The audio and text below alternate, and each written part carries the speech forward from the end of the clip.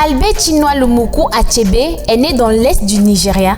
Cinquième de 6 enfants, ses parents tous deux des Igbo, Isaiah Okafo et Janet Achebe de fervents chrétiens. Bon élève, Achebe obtient une bourse et poursuit des études au Government College d'Umuahia de 1944 à 1947, puis à l'université d'Ibanda de 1948 à 1953, année où il obtient son diplôme de BA avant d'entrer à la Nigerian Broadcasting Corporation, NBC.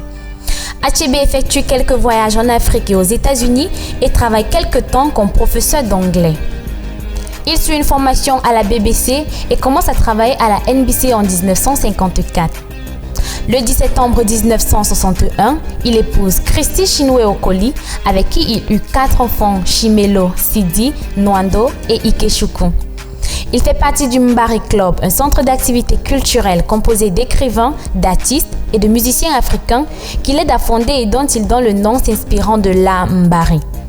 En 1962, il participe à une conférence controversée sur les écrivains africains au sein de l'université Makerere à Ouganda et fonde cette même année une collection intitulée « Africains » chez un éditeur anglais. À la fin des années 60, il s'illustre dans le conflit du Biafra, pendant lequel il soutient le parti sécessionniste du colonel Odumeku Emeka Ojukwu. Après avoir enseigné dans de nombreuses universités anglaises, américaines et nigérianes, il est professeur au Bard College dans l'État de New York, puis à l'université Brown.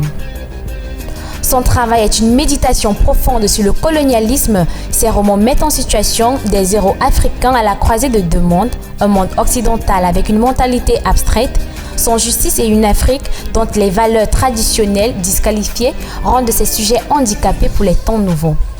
C'est l'un des plus célèbres auteurs africains d'expression anglaise. Cela lui vaut à plusieurs reprises d'être pressenti pour le prix Nobel de littérature. En 1958, il publie son premier roman, Le monde s'effondre, Things Fall Apart.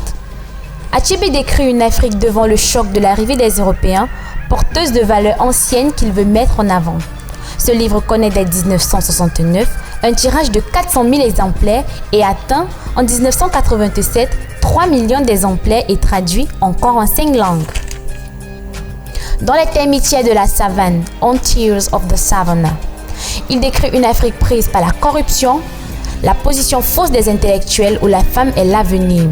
Le malaise, No Longer at Ease, se passe au Nigeria, à Umuofia et à Lagos, dans les années 1950 avant l'indépendance. Son pays, le Nigeria, n'est pas épargné dans son œuvre. En 1983, il publie un pamphlet intitulé The Trouble with Nigeria, le problème avec le Nigeria, dans lequel il brosse un portrait sombre de son pays natal tout en formulant l'espoir que la corruption endémique cesse un jour. En novembre 2011, il refuse les honneurs que lui fait son pays. Le président veut l'honorer du titre prestigieux de commandant de la République fédérale. Il décline, préférant dénoncer à nouveau la corruption qui gangrène le pays. Très proche de Nelson Mandela, l'ancien président de l'Afrique du Sud raconte que la lecture d'Achebe était une compagnie avec laquelle les murs s'étaient écroulés lors de ses 27 années passées en prison. Dans son livre intitulé Post-Scriptum, l'exemple de Nelson Mandela, Achebe cependant a averti les dirigeants africains actuels et futurs de voir la vie du leader anti-apartheid comme une source d'inspiration digne d'intérêt. En 1990, un accident le clôt dans un fauteuil roulant. Il meurt le 21 mars 2013 dans un hôpital de Boston.